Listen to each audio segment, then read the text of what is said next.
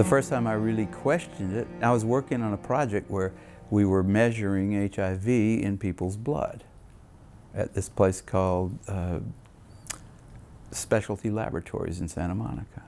I was just a consultant there. And I came in about 3 days a month, and we were working on that. And at some point, we needed to re-up our grant from the NIH to work on that, and I had to write it. And so the first line of that was, HIV is the probable cause of AIDS. And I wrote that, and then I said, well, I need a paper, some kind of scientific paper, to reference that statement, because when you make a statement like that, that's like a fact.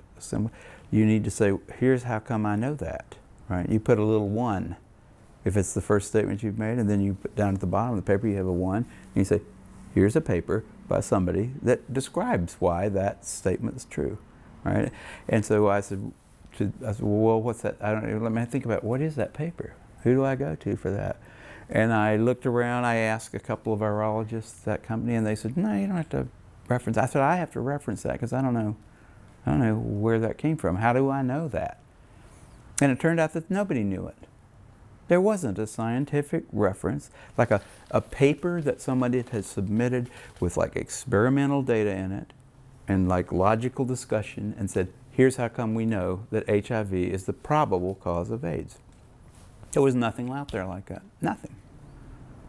Can you tell me about your experience when you met Luc Montagnier for the first time and you questioned him about his, whether he had a reference for HIV, since he is the one who... By the time I met Luc Montagnier, I had met a lot of AIDS researchers at meetings, and I had always gone up to them, if they talked like they knew about HIV and AIDS, I always went up to them afterwards and I said, where can I find a scientific reference that I can use for my, remember I said I had a sentence there, it said HIV is the probable cause of AIDS, and I needed to have that backed up by something before I could write it and submit it.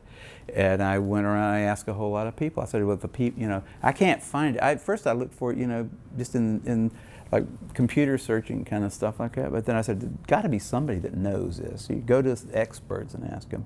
And so I asked all these people one after the other, and none of them had it. None of them. And I was getting really freaked about that. That's when I first started saying, they don't know. Nobody really knows. This whole thing is a big sham. It's ridiculous. But then finally Montagnier came to there was a special little seminar down in San Diego where an old friend of Robert Gallo's, Flossie Wong-Stahl, was opening up a Department of AIDS Research down in San Diego. They had lots of money involved, federal money. And they had Montagnier come there and give a talk. And after that, they had a little wine and cheese thing. And I went over to Montagnier afterwards and I said, Dr. Montagnier, I can't find a reference. I can't find a reference to go with the statement, HIV is the probable cause of AIDS. I'm sure you can help me. And he knew that he probably should be able to help me. And he said, well, why don't you quote this new work, and by new he meant like something that came out this year, right? This new work about a virus that can kill monkeys. Or I think it was not monkeys, it was like something related to monkeys, some kind of a baby, a little ape. And I had read that and I said, it was like supposedly going to be a model system for studying AIDS, that somebody had figured out some kind of retrovirus that passing it back and forth between various mammals, they could finally put it into chimpanzees and kill them. And it killed them in about a week, and it didn't kill them in there was nothing like AIDS there, It doesn't kill you in a week. It was just totally ridiculous. None of the symptoms were the same. And I said, well, I read that paper, and I didn't see any connection between that and AIDS, and I don't think that would be I wouldn't want to use that as a reference. And I don't remember exactly what he said, but I know he walked away. Oh, no, before he told me about that paper, he said, why don't you use the NIH, like the CDC report? And I said, well, I looked at that, and that was not a scientific paper. And then he said, what about this other thing, this this like paper that had just come out about a month before, and a lot of fanfare associated with that paper, but it was total crap. It was like, yeah, if you got $2 million, you can figure out how to kill a primate with a retrovirus. So what? Doesn't have anything to do with AIDS. It didn't look like AIDS, it didn't smell like AIDS, it wasn't AIDS. It was just like, got a retrovirus that can kill a chimpanzee, so what? So I didn't get any more out of him. He walked away after that. And the people standing around, by the way, who were his colleagues there, looked at him like they were thinking he should come up with a better answer than that. But he couldn't, and he just turned around and walked away. I really thought he'd have an answer. I really did. I mean, that was my last, I was right at the edge of my faith in the system, but I thought Montagnier will know why he thinks HIV causes it, and he'll tell me. He'll say, because of this study, you know, but he didn't have that. None of those guys have that, and that's why they're so weird, you know. That's why they don't want dissent. They don't want people like me walking up and asking them those kind of questions, and they're willing to like go to great lengths to prevent that. They're out on a limb. I wouldn't want to be there with them.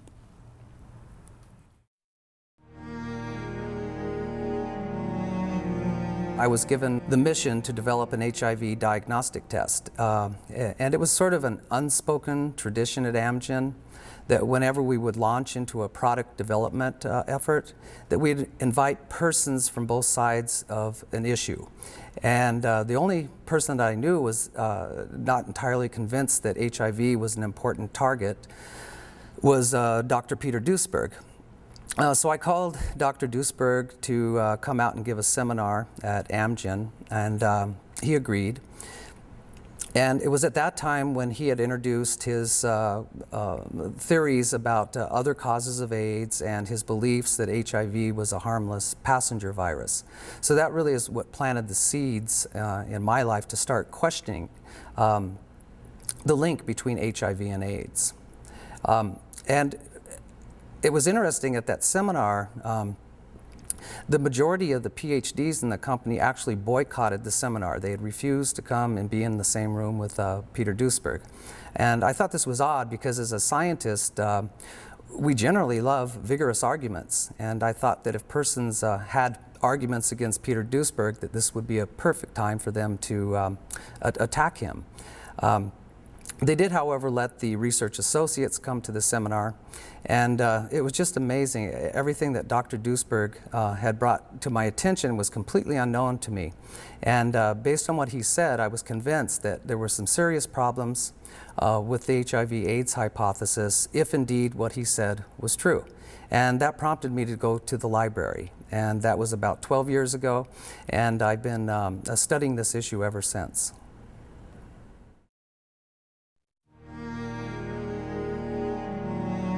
I remember when I made the shift myself, because for the first few years of AIDS, I was reporting on this story from the conventional perspective. And then I learned, from one reason or another, I had a chance to go into it more deeply.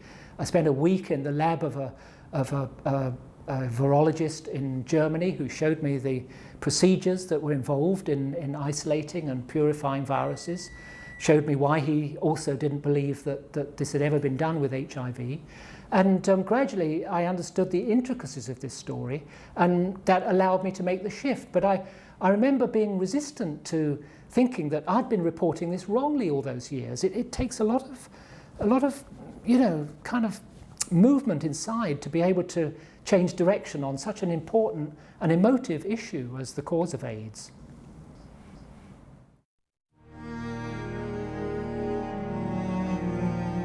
From the very beginning of my medical engagement, I focused on family planning, sexual education, contraception, abortion, because I think this is the very basis of a happy life, to be able to control fertility.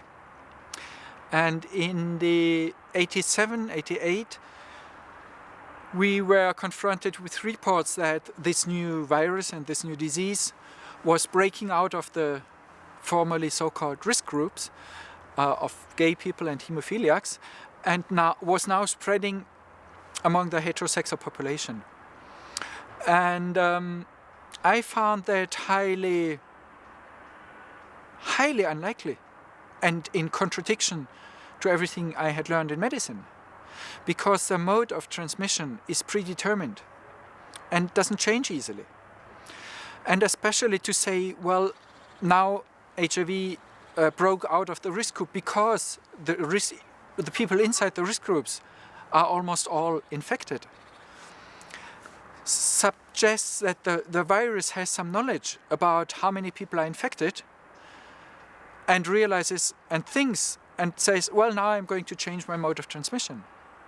This is like us being stuck in a car jam, in a traffic jam, and deciding suddenly, well, now we can just fly because we can't move forward with our car. It doesn't make sense. And that's when I started to ask critical questions. And I didn't get satisfying answers, so I asked even more critical questions. And in the end, I ended up to write a book, Do We Love Dangerously?, to evaluate and bring together and analyze facts about and data available on this question.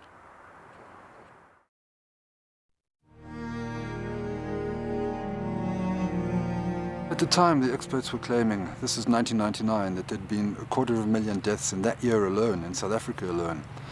And so it struck me that if one could verify that that was true, it was obscene even to continue the debate, and that if I could prove that, which I thought was just a matter of a phone call or two, it would end the debate, and the denialists and President Mbeki would have to sort of retreat into the corner and wear dunce caps.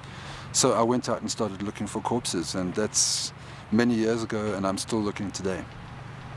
Did you find the corpses? I didn't, and I believe that the claims then emanating from the AIDS establishment were entirely preposterous. But how can you say that when millions of children, millions of men and women, and orphans have been said to die from AIDS? Well, let's just step back and look at the broad picture. When I was still naive about AIDS, I used to open the newspaper and I'd read that some astronomical and dumbfounding number of Africans was infected with HIV, 24 million, 30 million, whatever. So what you discover is this doesn't imply that that many people have actually been tested. What has happened is that it's assumed that that many Africans is theoretically connected via tortuous mathematical models to a woman who tested positive in a government survey. What do you mean theoretical? Are you saying that those deaths didn't actually occur? I can't give you a yes or no answer on that. This is a Buddhist thing. You have to... This subject requires the wisdom of a Buddhist. You have to be able to hold two possibilities in your brain at the same time. It's very difficult for most people to do. I can tell you this, however. There are no statistics elsewhere in Africa. They simply don't exist. There are simply estimates generated by people who have a vested interest in keeping this, in portraying Africa's AIDS problem as dumbfounding as possible. The sole exception is this country, South Africa. South Africa is the only country in Africa that has anything remotely approaching a vital registration system on the basis of which you can draw conclusions. So you're going to ask me about the numbers in the rest of Africa. I don't know. You can make up anything you want about most countries in Africa. Nobody would be any the wiser. It's almost impossible to check. You can sit in Geneva with your computer and generate estimates of whatever nature. They remain theoretical.